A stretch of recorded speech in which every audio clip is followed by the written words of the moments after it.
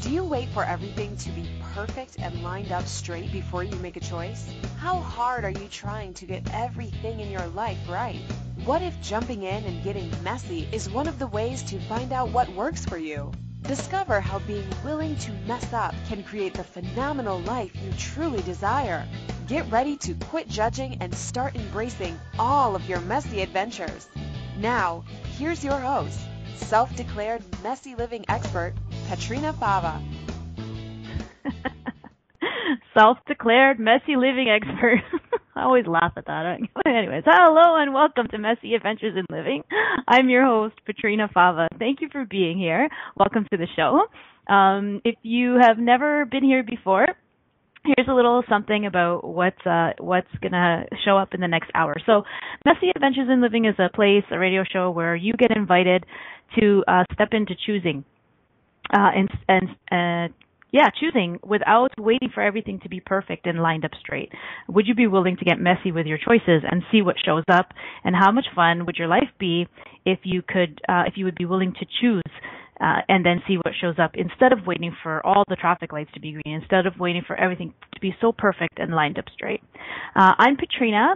Here's a little bit about how I show up in the world. I'm a mom of 3 great kids. They are 13. Oh my goodness, my daughter turned 13 this month. 13, 10, and 6.5. I am also a pediatric nurse. I work in Toronto at an awesome hospital called Sickets Hospital, where I get invited and inspired by so many people, parents, kids, to really see that life can be created by your choices and that you don't have to be at the effect of what shows up in your life. And that happiness can really be a choice. So grateful for that. And I also, what else do I do? I'm also an Access Consciousness bars and body facilitator. If you have never heard of Access Consciousness before, it's a modality that involves some hands-on energetic processes and also offers some tools that you can use to create change in your life, to change something that's not working for you, and also to create something greater. If your life is awesome, it's not about changing problems or fixing problems. Even if your life is awesome, you can use the tool to create something even greater. So you can find out more about that at accessconsciousness.com, and you can find out more about me at petrinafava.com. Let's get to our show.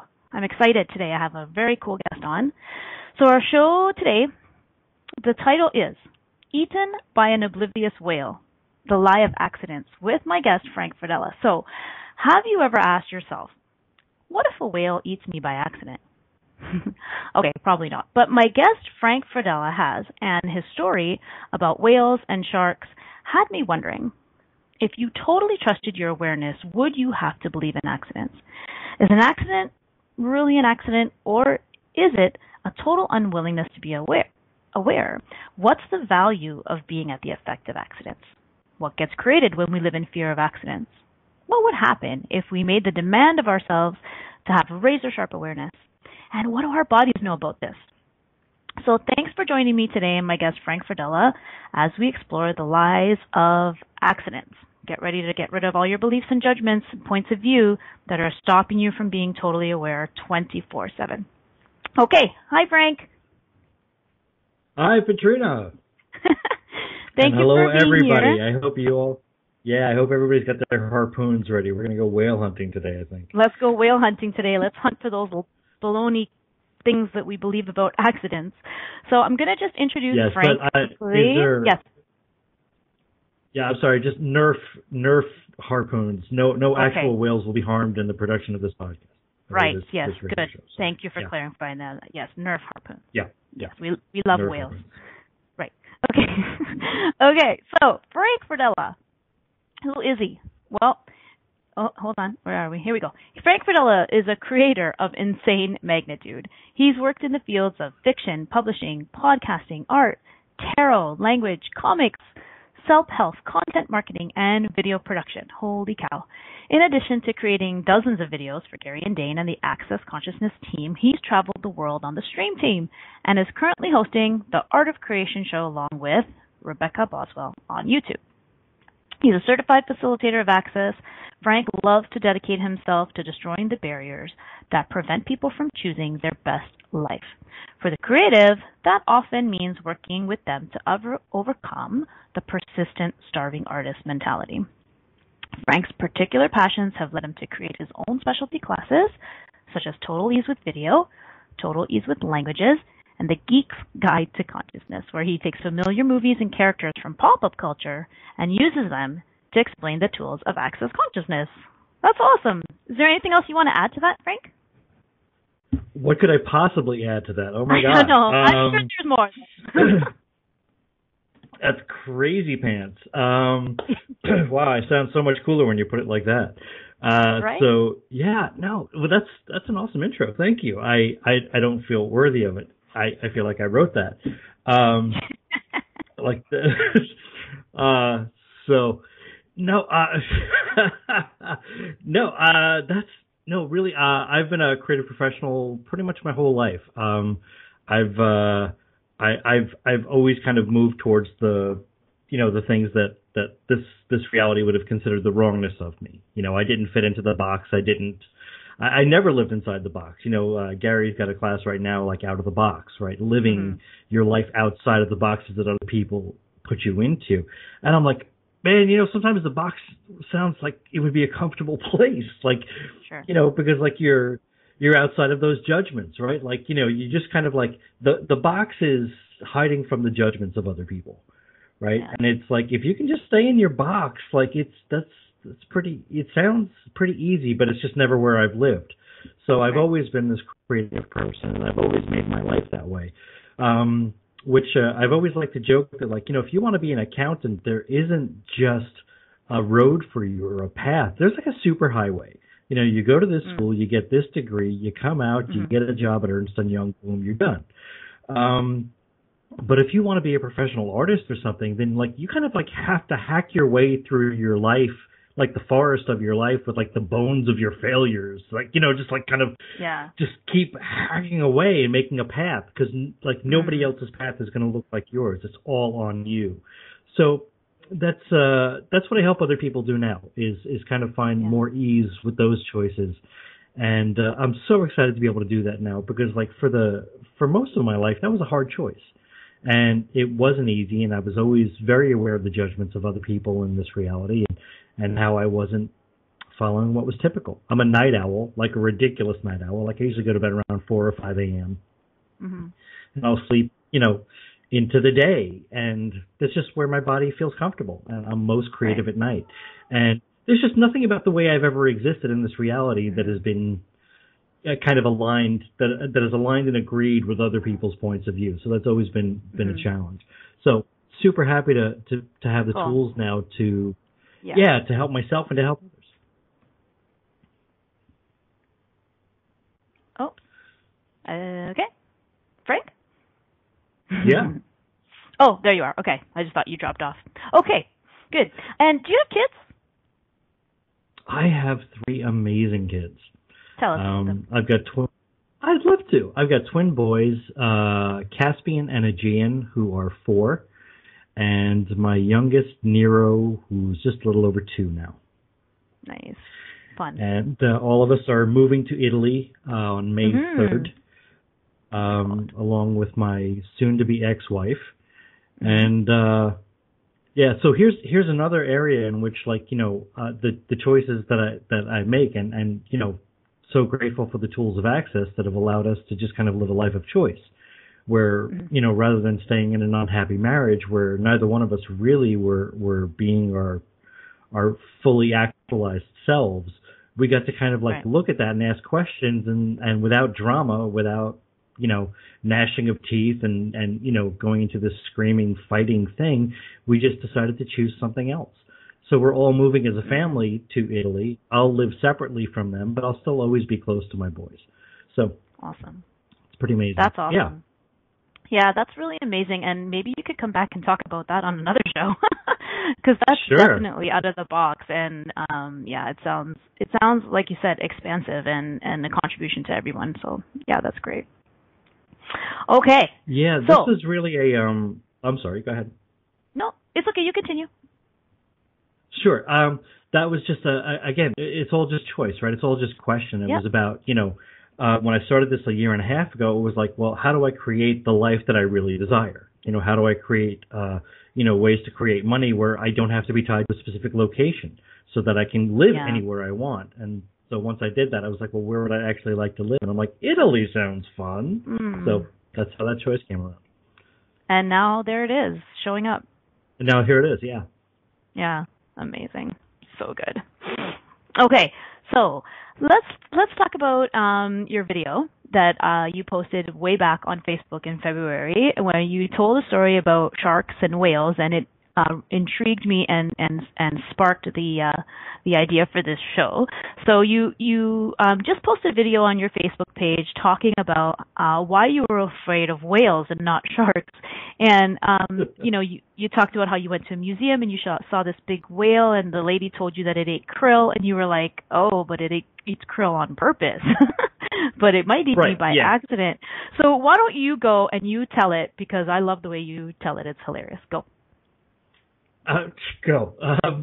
So yeah, just do it. I'm like, do it.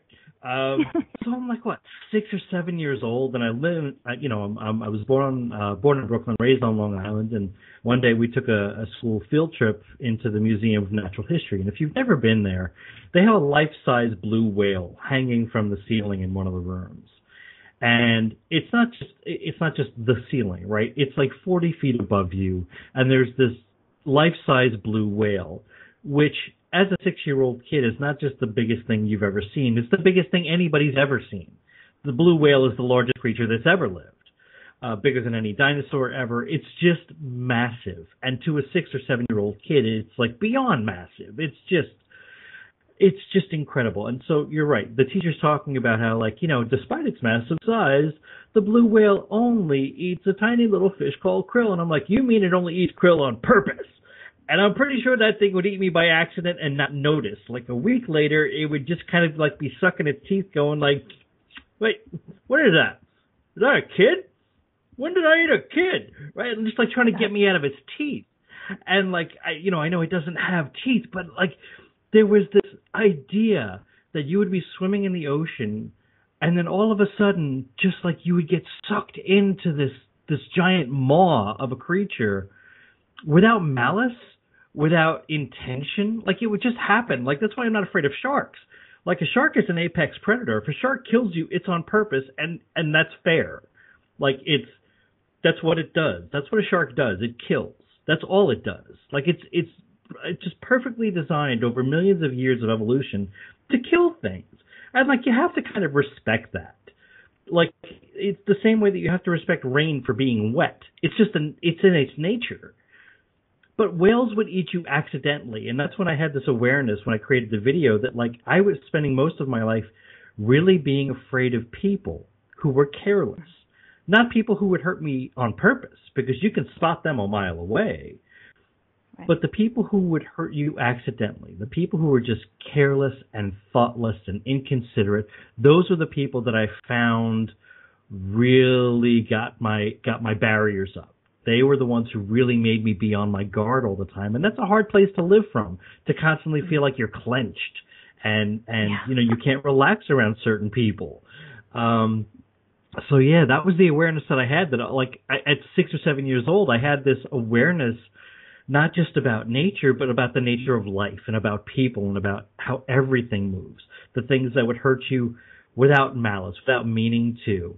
And so, yeah, that was the awareness that I had that day, that I was afraid of the whales in my life, on dry land, as opposed to just the sharks that'll, try to screw up your shit. Yeah.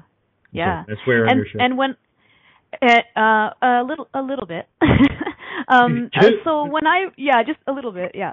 When I saw your video, I was like, oh, that's such a good point, and it made me remember something that I used to fear a lot as a really little kid too, same, about 7 or 8. And I used to go out to the mall with my mom, and I was always really afraid of getting lost from her. So, she would say, oh, just go over there and throw your garbage out in the garbage can. And I would be like, no, I don't want to go over there. What if we get lost? Or she would say, go in, even as a teenager, just go in line and pay for your shirt. I'll wait for you right here. And I'd be paranoid that I would lose her.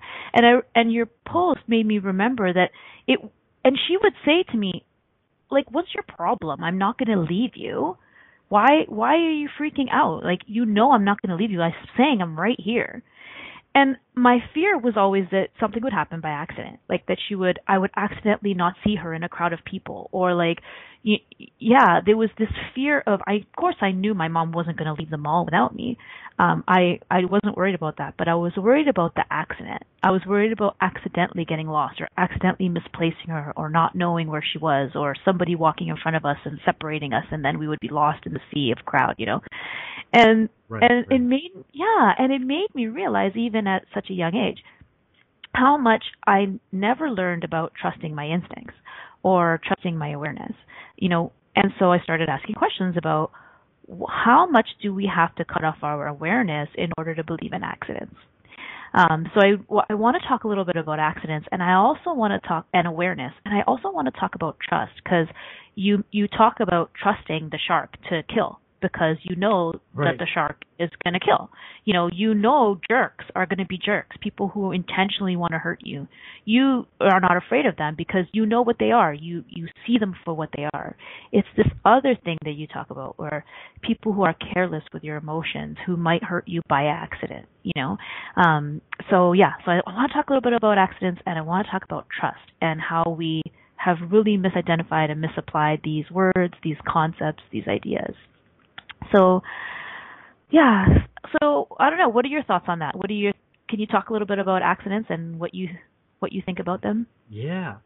Well, I think that any time you get into a relationship with somebody, and I found that for me, this is where a lot of my fear and anxiety was coming up, was going into a relationship where you allow yourself to be vulnerable with this other person. And this is something that I think a lot about in terms of men and manliness, and men are really such a disadvantage very often in relationships, because we don't, within the male culture, talk about our feelings much, and so we don't really have the vocabulary to talk about it effectively. So when we get into a relationship with a woman who is far advanced in that category, like we suddenly find somebody that we can kind of open up to and be vulnerable with. And this is where I think men are at a severe disservice in relationships, because we get into this kind of like arena with somebody who has a tool set and a skill set that's better suited to the environment, right? And we just kind of go in there like, I think you're pretty and I want to have sex, but I have all of these emotions and they make me uncomfortable. And so the problem here becomes not that people hurt each other on purpose in a relationship, although that does happen and that's unfortunate. But I think that most people just act in their own best interest, and not in any kind of malicious way, right? You just do what's in your own best interest naturally. You move towards the things that feel right to you. And unfortunately, it doesn't always feel right to the other person, and you end up creating conflict in a relationship where you get hurt accidentally, right? The other person didn't mean anything malicious by it. They were simply moving in a direction that felt right to them, and you get hurt in the process. And I think that a lot of men feel betrayed by that. Like, I trusted you. I was vulnerable with you, and all of a sudden there's this thing where, like, how could you not see that was going to hurt me? And it's like, because it wasn't malicious. Like, if I had thought about it, maybe I could have considered that, but I don't know you or your life that well. We're still kind of finding our way here. So I find that this whole concept of the whales occurs for me a lot in relationships with people, where there's this messy kind of fuzzy logic that people aren't being mean, they're just acting in their own best interest, and you end up getting hurt by that. And I think that there's this have you ever seen the movie Love Actually? Yes. Okay, so there's this great scene with Liam Neeson and his stepson, and they finally come to this point where, like, he's going to go after the girl, and the kid says, all right, Dad, let's do it. Let's get the shit kicked out of us by love. And I think that that's pretty much every man's idea of getting into a relationship. Like, let's just get the shit kicked out of us by love, right? Because, like, we don't have the tools to go into this properly. And you're getting into the ring with, like, a heavyweight champ who knows how to talk about their feelings and who's, like, got these complex relationships with their mother and with their girlfriends and like with other people, and like, you know, we kind of go in there like, have you ever seen like the male and female color chart? Like, you know, men have like red, green, and blue, and like women have mauve and like, you know, rose and taupe, and like a man couldn't point out taupe on a color chart, and it's just like right. And so like I kind of feel like that's the way we go into these things, where like we don't have the vocabulary, we don't have the tools, and we often get blindsided by these things in not in any kind of malicious way, but just, you know, yeah. Yeah, that's great. So I'm gonna this thing about, you know, it's not malicious. I've kind of had a lot of this theme in my life as well, where I've been told, or I've judged myself as seeing the world through rose-colored glasses and always wanting to see the best in people, and like always trusting that people are not going to be malicious. And then it's always seemed to kind of bite me in the ass a little bit. And so we're going to go to break, but when I come back, I want to talk a little bit more about that in a conversation that I had actually with Gary Douglas about this, and a question that he asked me that's been really life-changing for me. So we're going to go to break. You're listening to Messy Adventures in Living. We're talking about Eaten by an Oblivious Whale, the Lie of Accidents, and our guest today is Frank Fradella. Don't go anywhere. We'll be right back with more. Do you wait until all the traffic lights are green before you get in your car? Of course you don't. Are you waiting until you have everything perfect to begin living? Most of us have learned not to take any steps until we have all the information to make the right choice. What if the opposite is true? What if it's choice that creates awareness? Are you willing to make lots of messy choices so you can begin to see the possibilities that you didn't think existed?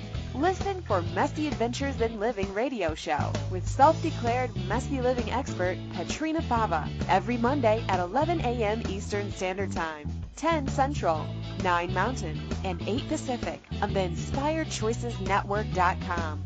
How much more expansive would your life be if you were willing to get messy with your choices? What if you really do change molecules by your interaction with them? What if the change you've been looking for is right before your eyes? What if the uncomfortableness that comes with difference could be fun? What if the closed-minded people of the world no longer determined our world? What if gratitude trumps judgment every time? What if your kindness healed the world? What if the earth is asking for your help? And what if you had the resources to give it? This is your invitation to step into something that Einstein, Marie Curie, Picasso, Da Vinci, Shakespeare, Aristotle all knew to be true. Hi, my name is Dane here. 13 years ago I started to truly ask questions. Actually, I started to be the question, and everything changed for me. What if there are no dumb questions? Or any question too large? What if you being you are the gift and the change this world requires? Is now the time? For more questions to create a change in your world, sign up for a free video series at beingyouclass.com. My gift to you, beingyouclass.com.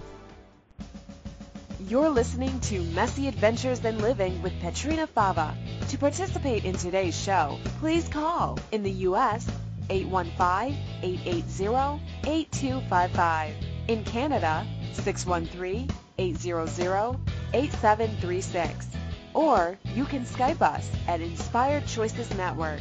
You can also ask questions or comment by email by sending to Petrina at petrinafava.com. Now, here's Petrina with more Messy Adventures. Welcome back to Messy Adventures in Living. I'm your host, Petrina Fava. My guest today is Frank Fradella, and our show is called Eaten by an Oblivious Whale, the Lie of Accidents. So before we went to break, we've been talking a little bit about Frank's story about how he always really feared whales more than he feared sharks because, you know, he trusted a shark to eat him, and he knew that a shark's whole purpose in life was to eat and kill, and was more afraid of being eaten by accident by a whale. And we were talking about, you know, what is really an accident? How much have we learned to cut off our awareness? That so much that we're caught in the crossfire. And just before we went to break, we were talking a little bit about how this applies in relationships. And so, Frank, you mentioned what was the word you used? Oh, malicious. So, you know, that people could hurt you without malicious intent. And it's just interesting because when I was at a Choice of Possibilities with Gary Douglas, I think a year and a half ago, I asked him a question about how I have always judged myself or been judged or, had this blank label of seeing the world through rose-colored glasses, always wanted to see the best in people. And so I asked him about it, and what he said to me was so awesome. He said, yes, you see the greatness in people, but you're not willing to ask if they will choose it. And I absolutely love that so much, right? It's really changed a lot for me. And I think it applies to what you're saying because we function so much from conclusion, right? So in relationships, it's like, well, this person is not, loves me and they don't want to hurt me. But we never ask questions, right? We don't ask questions. And what could change if we were willing to be aware of what's in front of us and not just see everything through rose-colored glasses, acknowledge the greatness in people, in our partner, for example, in a relationship, acknowledge the greatness in them, and also ask questions like, but will they choose it? And not just about will they choose their greatness, but everything, all the choices and decisions that you're making. When you ask questions in your relationship, then you can be aware, you can look at everything for what it really is, and then would you get caught in the crossfire, right? Like, would you really get hurt by accident if you were willing to really look at it for what it is and ask some questions? What do you think about that? So, yeah. Well, I think that in these relationships, I think that there are some things that happen accidentally, and then I think that there are some things that happen on purpose. And I think that, people fall in love. There's this expression that we fall in love. It's one of my friends years ago, a guy friend, used to explain it like he'd just stepped in it. Now I got love on me. Damn it. Right? Just this kind of oh man. Right? Like it's something that happens to you. It's not a choice. You fall in love with somebody. It's almost accidental. But having the other person's back, that's a choice, right? Sure. So people have their own back instinctively, but living with a careful whale is a different story, right? Somebody that chooses to have your back first, and that's where that kind of commitment to each other comes in, where, I think that guys get into a relationship and they immediately think, okay, well, this person, this is my partner now. This is somebody with whom I can be vulnerable and feel safe. And so I think that we get a little blindsided when we feel like, they're making choices that don't include us, that don't benefit us, that don't, that only think of their side of the equation. And I say that from a man's perspective, but I think that happens both ways. And so I think this kind of thing where, like, you're right, there's choice involved here. Is that person going to choose to have my back? And what I can trust going into any relationship, whether it's a business relationship or a personal relationship, is that the other person is going to have their own best interests at heart. And if you can go into it with that kind of point of view, it's like now I can look in the water where I'm swimming and saying, am I swimming in a field of krill? Is this dangerous? Do I want to be here right now? Because a whale might come by and eat me accidentally. Right. So it's being situationally aware. Right. Yeah, exactly, which is something we don't really learn, right? And exactly, like how many fewer, quote unquote accidents would be in your life if you were willing to have razor sharp awareness. Again, I've heard Gary Douglas use this term, and there's something about it that is like so true. Razor sharp awareness, so that even if you're not in a pool of krill, even if there just happens to be a whale coming by, you would know it because your spidey sense is on. Your awareness is razor sharp.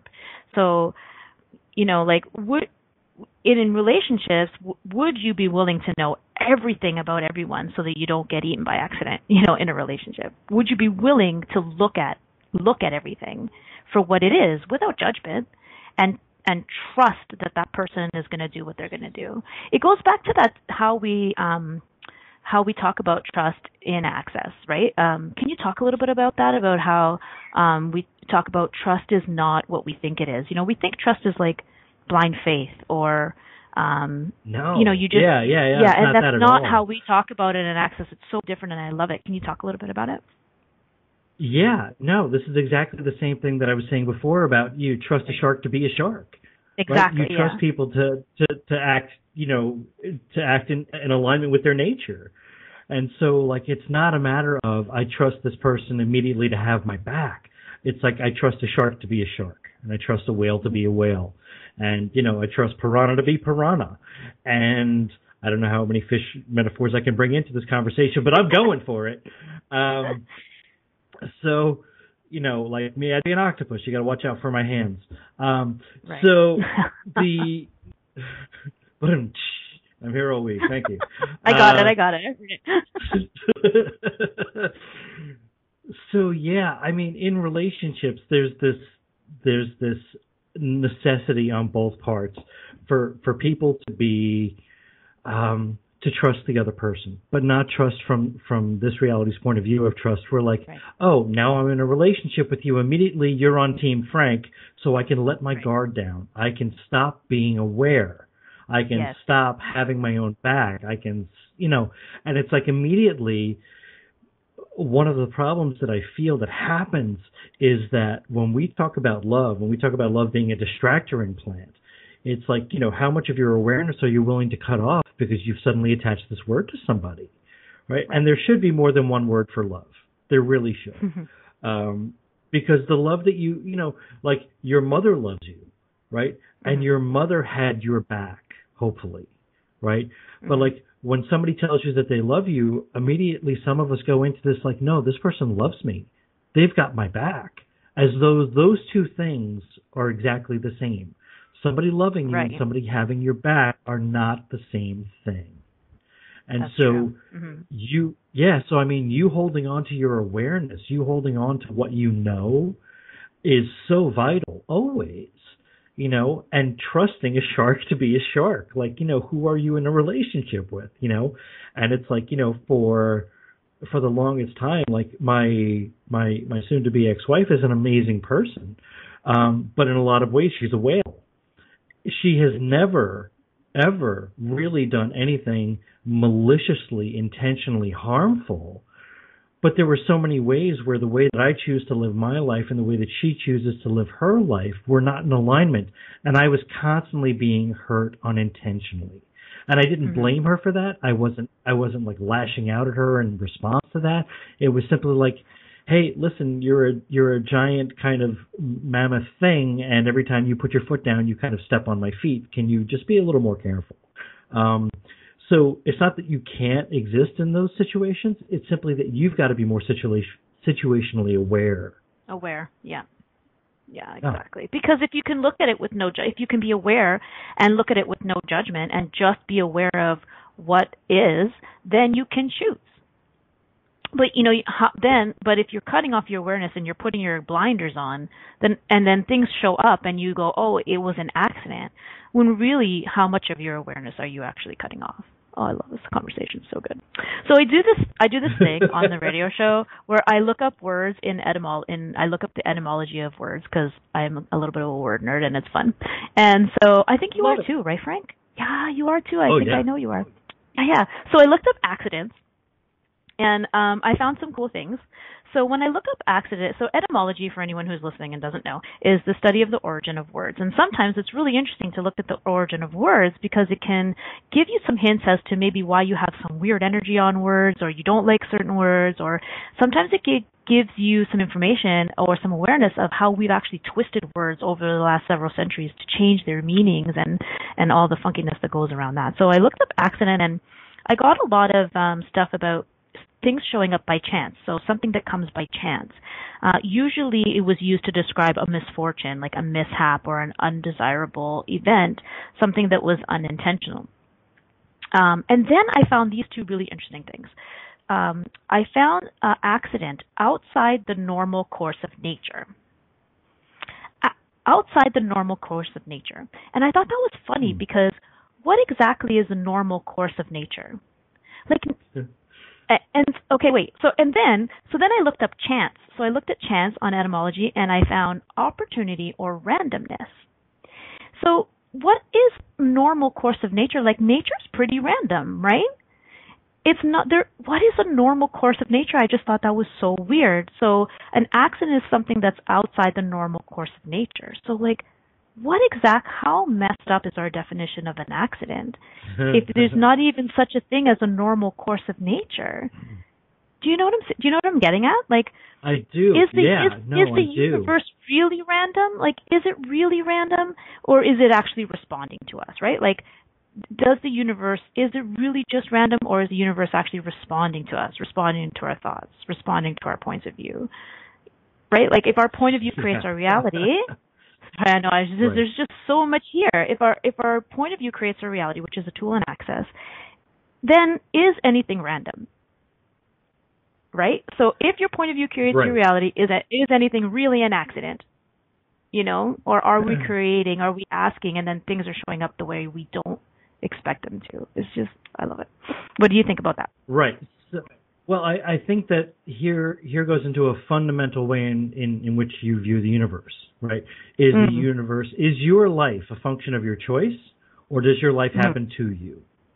Right. Right. Exactly. If you're willing to accept that your life is ultimately the result of the choices that you've made. You know, I chose to go swimming in the ocean. I chose to swim in this direction. I chose to find myself in a field of krill. You know, like, okay, so there are choices that I made that led me to this. There are things that I could not be aware of prior to those decisions, right? And so that's what we're calling an accident, right? Right. Choices that I made led me to an area in which I could not be aware of. So I didn't have all of the information when I made my choices. So I didn't know about the migration patterns of krill. But I found myself in the path of a whale. So, but that doesn't mean that was an accident, right? But there's a lot of people that would choose to see, oh my God, look at all the stuff that happened to me, right? Exactly. Like, I'm just minding my own business, and all of a sudden the universe is just messing with my stuff. And it's like, well, is it really true? Really? Or really? Right? And the real disservice that people do themselves there is that if you continue to look at life as though it happens to you, if you continue to remove yourself from choice, then you no longer have the power to change it. Yep. That's a problem. Well, that was good. Right? Say that again. Sure. Sure. If you look at your life as though it happens to you, then you remove yourself from the power to change it. Yeah. So this is, I talk about, you mentioned in my bio that I talk about the Geek's Guide to Consciousness. Now I use pop media. One of my biggest problems with science fiction and fantasy and stuff is this whole idea of the chosen one, like Buffy the Vampire Slayer. Like, she was chosen. Yes. She didn't have a choice. And this bothers me, right? Yeah, because, like, now she's a victim of this destiny. And that's not true. At any point, she could have stopped being the Slayer. And this bothers me on so many levels because, like, the most popular theme running through all of these things, from Bilbo Baggins to Neo in the Matrix to Buffy the Vampire Slayer, is that they were chosen for this task. Whereas if you look at it from the point of view that they chose to accept this destiny, if they chose to accept this path as their own, then they have power, right? Sure. But being the chosen one disempowers them. And I think that's a huge mistake in most science fiction fantasy stories. Mm-hmm.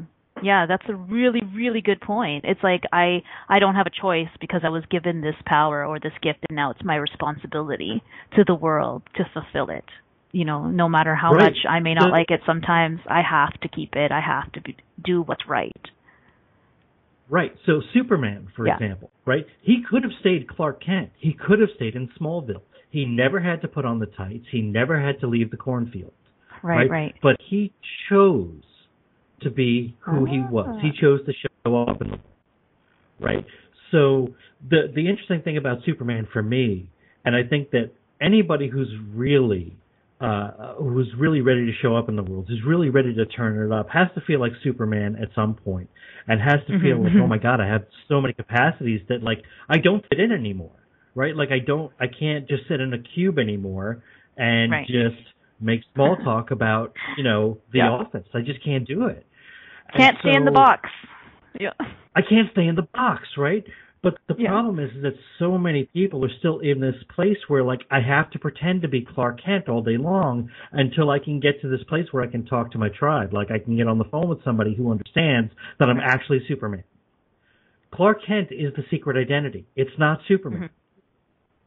Right? Like, Batman is Bruce Wayne's secret identity, right? He becomes Batman. But he has to pretend to be Clark Kent. It's a totally different thing. So, I'm sorry. Yeah, right? So it's like you can trust Superman to be Superman, but Clark Kent is lying to you the whole time. Right, exactly, yeah. Oh my God, that's so good. I never thought about it like that. I love it. Superhero references here on Messy Adventures in Living. Okay, that's great. We're going to take a break, and we're going to come back, and we're going to talk more about accidents and trust and superheroes, probably.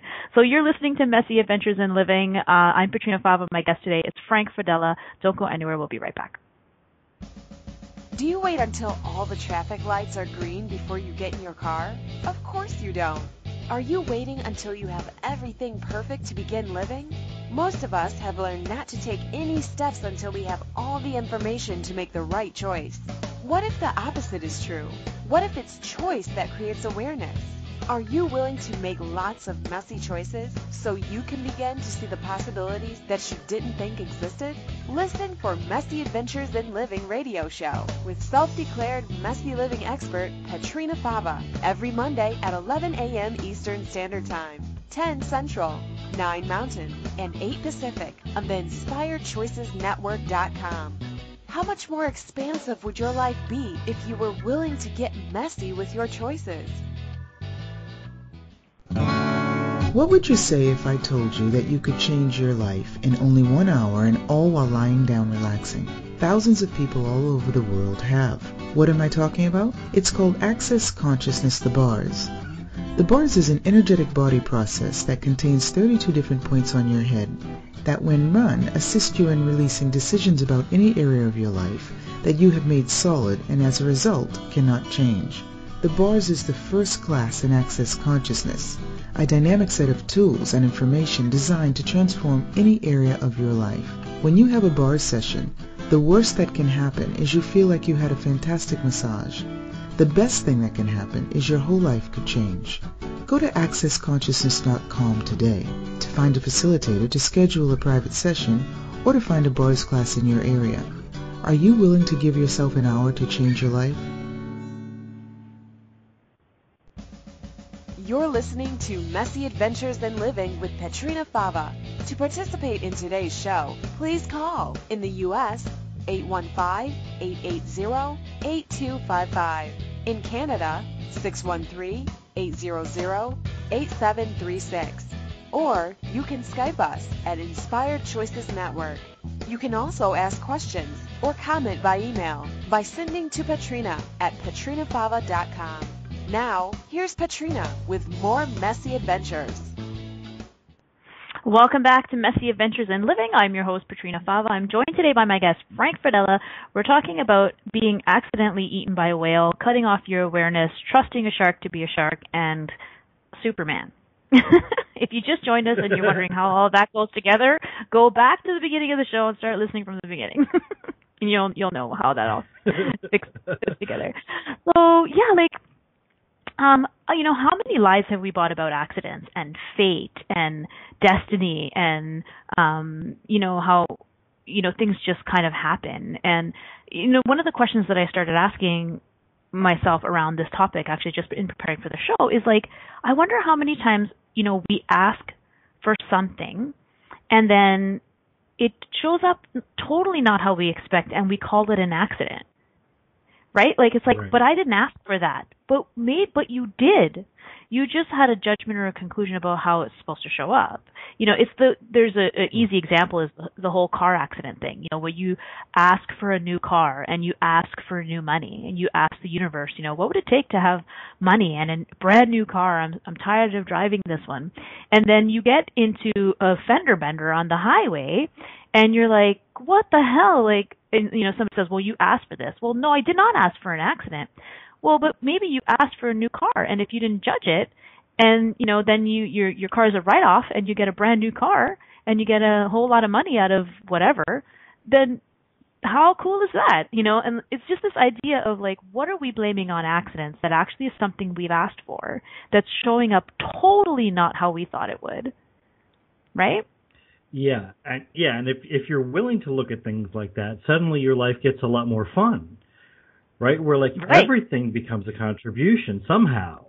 Let's see, 7 years ago, I'm living in China, and I'm in Beijing, and I'm on my way to the studio, and I'm the host of this podcast teaching Chinese to foreigners, and I've been in China for like 6 months, and I'm like lamenting the fact that like I'm kind of miserable there. Honestly, I'm lonely and I'm sad, and like I'm at this point in my life. I just turned 41, and like I never got married, and I never had kids, and I was kind of lamenting all of these things. And I remember being in this place of just like real heaviness about it all. Mm-hmm. And suddenly I have a heart attack, and all I'm thinking in the ambulance on the way to the hospital is that like I wasted my life. Like I didn't do any of the stuff I really wanted to do. Like I didn't get married, and I didn't have kids, and I didn't have this family thing, right? Like I was so focused on my career and writing books and blah blah blah. And then they saved my life. And 2 weeks later, I'm back in America, and 3 days after I get here, I meet the woman who would be my wife, and we have 3 kids together. Right? So I can look at something like the heart attack was something that happened to me, or was it the universe actually giving me what I was asking for? Exactly. Right? Wow. Because these were the kids that wanted me as their father. Right? Mm-hmm. So like, but I had to be here to have them. Right? I couldn't do that from China because the mother was here. So, how did the universe conspire to give me exactly what I asked for, just never in the way you thought it would show up? So right. So, yeah, if you're willing to look at your life like, it's just going to give it to me. Right. And it's different than the belief that things happen for a reason. Like what you just described is different than this commonly held belief that we have in our society that like everything happens for a reason. We just don't know what it is. You need to trust in God or whatever, whoever you believe in, the universe or whatever. We might not know, but it's just a reason. That's kind of a really different energy, because even that is like giving up your choice or giving up your awareness to fate. Whereas that's not what you're talking about right now. What you're talking about is like you asking for something, and now you are not judging how it shows up and receiving the contribution that it is. That was a great word that you used there. Receiving it as a contribution that it was to your life. Yeah. Yeah. So, and I mean, if you look at everything, like this is somehow a contribution, like I might not understand how yet, right? But like I don't even like the stuff that like I've hated in my life, like I've learned that every choice that I made brought me to that point where that thing happened, and everything has been a consequence of my choices. I chose all of this, maybe not to show up the way that it did, but one way or another, just about everything I've asked the universe for so far, it's given it to me. And I just have to be grateful that you have to look at this as you're empowered, right? Like I'm just so grateful that I have this ability to choose and to have those choices show up. It never shows up the way you think it will, but I'm glad that they do show up. Right. And that you don't have to be at the effect of what shows up. Mm-hmm. You don't have to be at the effect of your circumstances. Mm-hmm. Cool. Yeah, so this is like a big thing for me, like this whole thing where like I refuse to believe that life happens to me, right? Like I am I'm what's that line? I'm the master of my fate. I am the captain of my soul. That whole thing. Like I'm the captain of this ship, right? Like I may not be able to control the weather, and I may not be able to control the seas, but this is my ship. I control what happens here. At least I'm bored.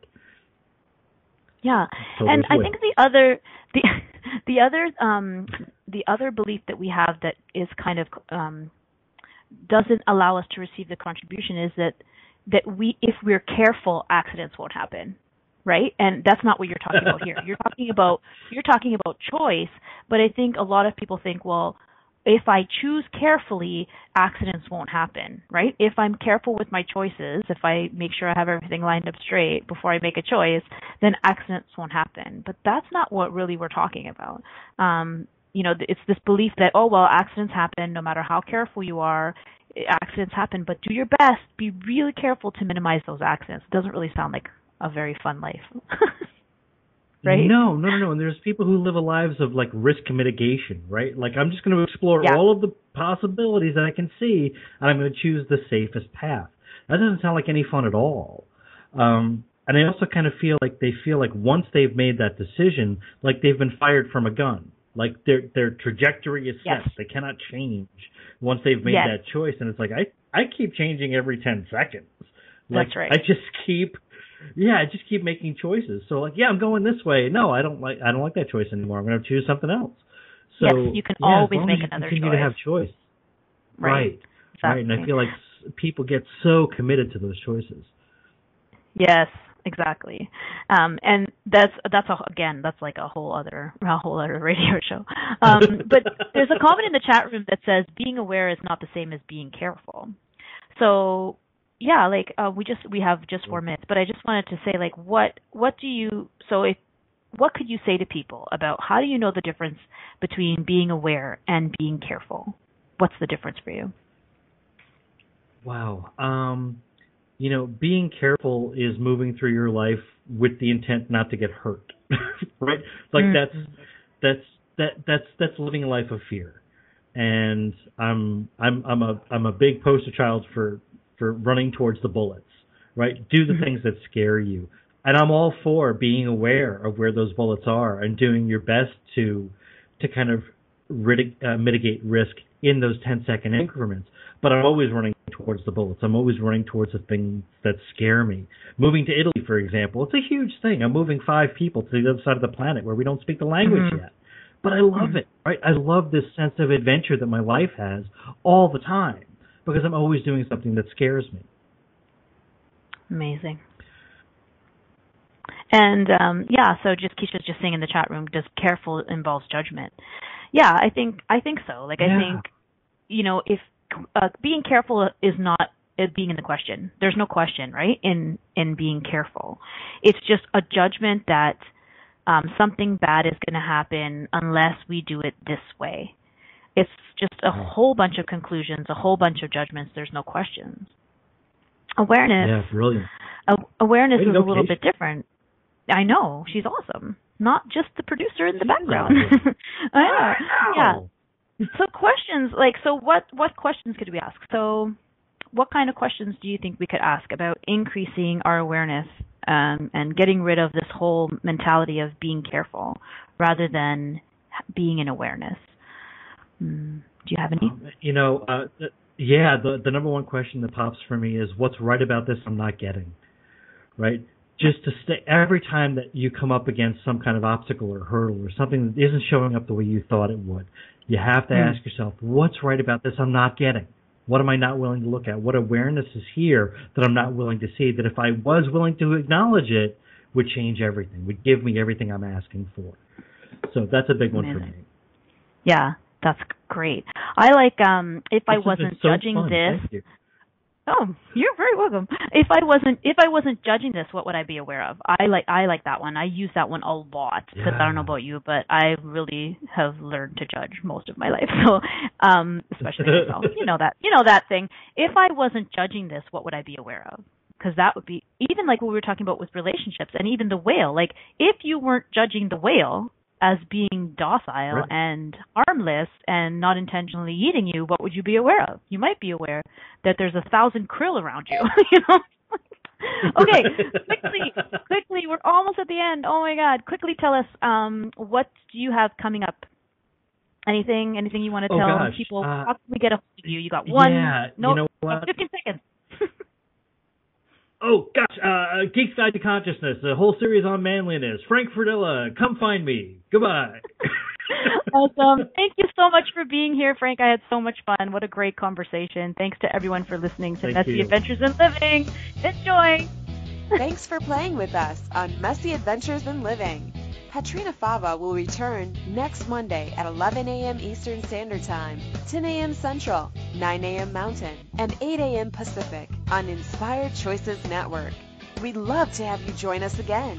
Until next time, have fun creating your phenomenal life, mess and all.